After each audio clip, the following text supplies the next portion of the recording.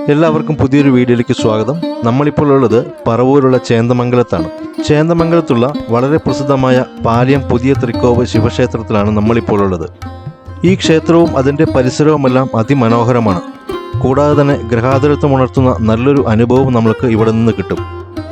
ഈ ക്ഷേത്രത്തിൻ്റെ മുൻവശത്തായിട്ട് തന്നെ വലിയ ഒരു മനോഹരമായ ആൽമരമുണ്ട്.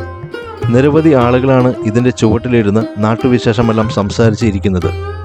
അതുകൊണ്ട് തന്നെ ഇത് നമ്മൾക്ക് വളരെ മനോഹരമായ ഗ്രഹാതുരത്വം ഉണർത്തുന്ന ഓർമ്മകളാണ് സമ്മാനിക്കുന്നത്. വളരെ ശാന്തമായ അന്തരീക്ഷം. ഞാനും കുറച്ചു നേരം ആ ആൽച്ചൂട്ടിലിരുന്ന് സമയം ചെലവിട്ടു. ചേന്ദമംഗലത്തെ ഏറ്റവും പഴക്കം ചെന്ന ക്ഷേത്രങ്ങളിൽ ഒന്നാണിത്. പാലിയം ക്ഷേത്ര ട്രസ്റ്റിന്റെ നിയന്ത്രണത്തിലാണ് ഇപ്പോൾ ഈ ക്ഷേത്രം ഉള്ളത്. പ്രേമം അതുപോലെ നിരവധി മറ്റു മലയാള സിനിമകളും ഈ ക്ഷേത്രത്തിലും പരിസരത്തുമായി ചിത്രീകരിച്ചിട്ടുണ്ട്. പഞ്ചവാദ്യത്തിനും ചെണ്ടമേളത്തിനുമെല്ലാം പേര് കേട്ടതാണ് ഇവിടുത്തെ ഉത്സവം. ഈ ക്ഷേത്രത്തിന് വളരെ അടുത്ത് തന്നെയാണ് പാലിയം നാലുകെട്ടും പാലിയം കോവിലകവും സ്ഥിതി ചെയ്യുന്നത്. പാലിയം നാലുകെട്ടും പാലിയം കോവിലകമെല്ലാം കണ്ട ശേഷമാണ് ഞാൻ ഈ ക്ഷേത്രത്തിലേക്ക് വന്നത്. ഇവിടെ നിന്നും നടക്കാവുന്ന ദൂരമേ ഉള്ളൂ. വലിയ തൂണുകളോട് കൂടിയതാണ് ഈ ക്ഷേത്രത്തിൻ്റെ മുൻവശം. പാലിയം നാലുകെട്ടിൻ്റെയും പാലിയം കോവിലകത്തിൻ്റെയും എല്ലാം വീഡിയോ നമ്മുടെ യൂട്യൂബ് ചാനൽ അപ്ലോഡ് ചെയ്തിട്ടുണ്ട്. നിങ്ങൾക്ക് കണ്ടു നോക്കാവുന്നതാണ്.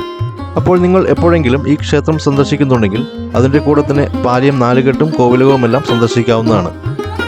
പറവൂരും ചേന്ദമംഗലവുമെല്ലാം അടങ്ങുന്ന പ്രദേശങ്ങളിൽ നിരവധിയായിട്ടുള്ള ചരിത്ര പ്രാധാന്യമുള്ള സ്ഥലങ്ങളുണ്ട്. ഇതിൻ്റെ എല്ലാം വീഡിയോസ് നമ്മുടെ ചാനലിലുണ്ട്. നിങ്ങൾക്ക് കണ്ടു നോക്കാവുന്നതാണ്.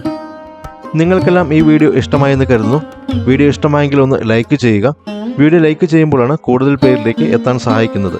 നിങ്ങൾ ആദ്യമായിട്ടാണ് നമ്മുടെ ചാനലിലെ വീഡിയോ കാണുന്നതെങ്കിൽ ഒന്ന് സബ്സ്ക്രൈബും കൂടി ചെയ്യുക.